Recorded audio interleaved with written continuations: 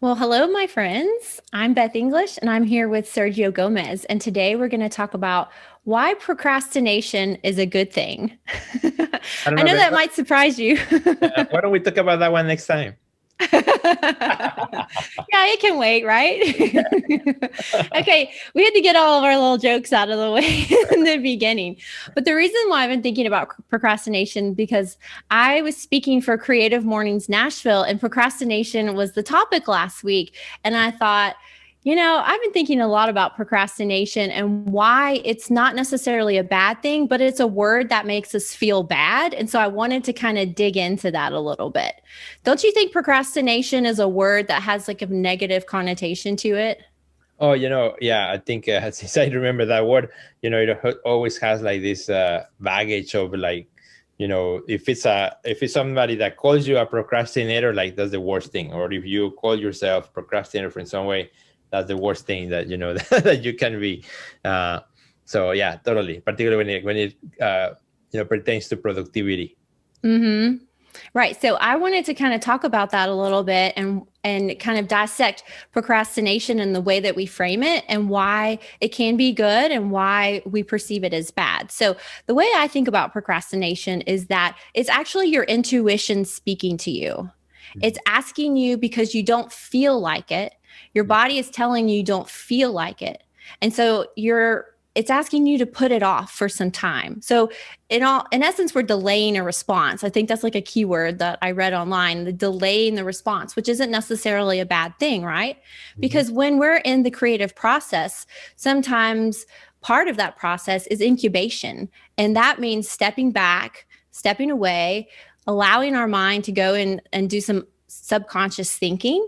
And then we're able in that time period to make new connections and those aha moments happen. And so I would like to argue that procrastination is good because it gives us that space to allow for that incubation to occur and for new connections to be made.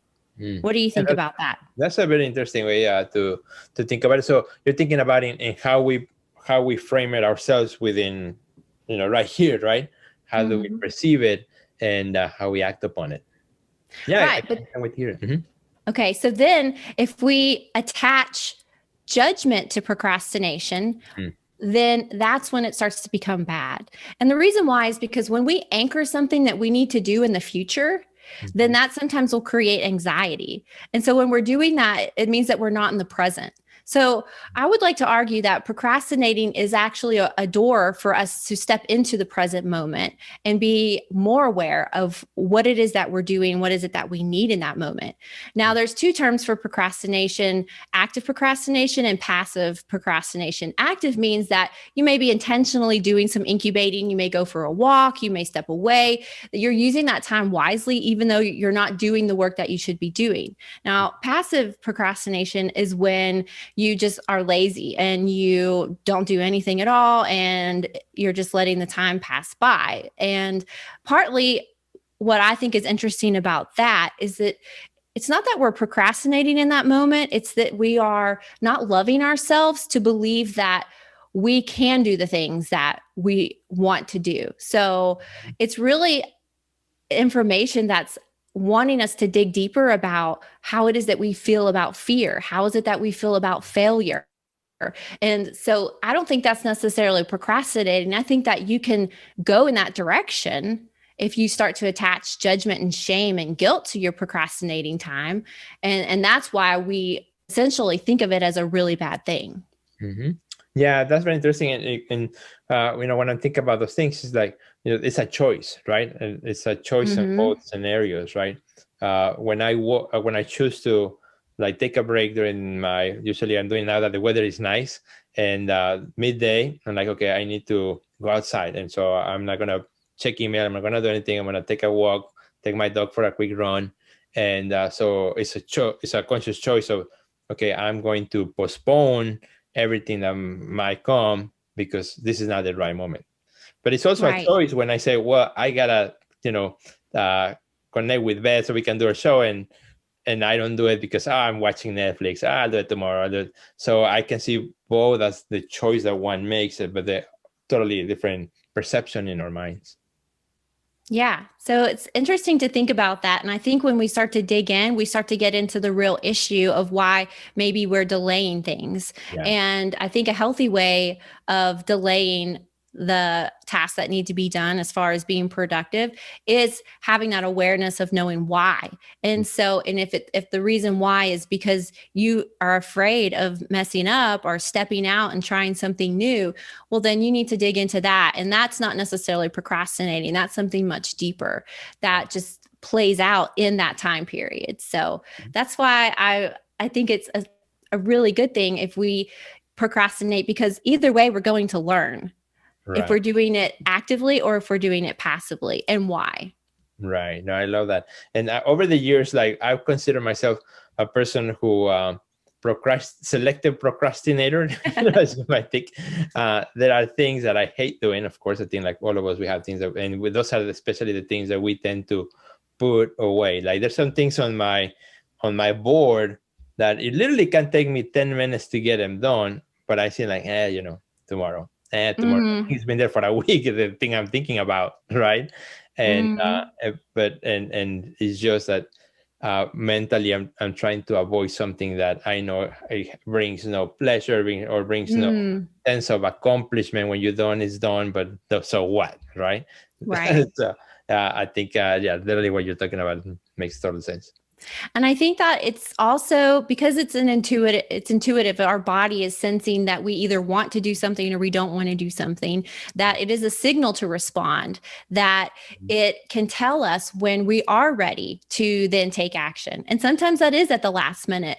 But I have to tell you, so many times I have felt that resistance Mhm. and not listened, and then and not done as well, versus felt that resistance to do the work, step away, make a phone call, connect with a friend, and then all of a sudden new connections are being made and my perspective has been shifted in a way that is going to allow me to take action with a lot less resistance. And so I think that it essentially is a practice in trusting ourselves as well.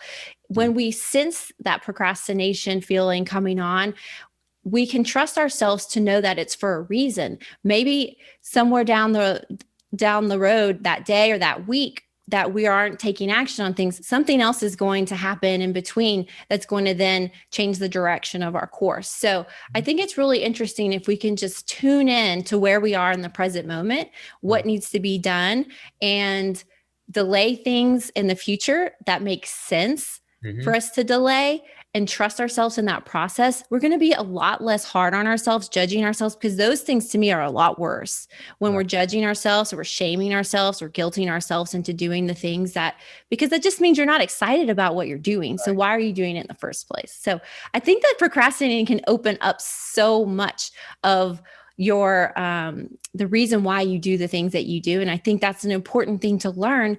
when you're out there sharing your work or talking about your mission or your why reason. Right. We want to excite people with the things that we do as artists, the things that we create. And if we're not excited about it, then no one else is going to Right. be excited about it. So I think it's a really interesting take on procrastination.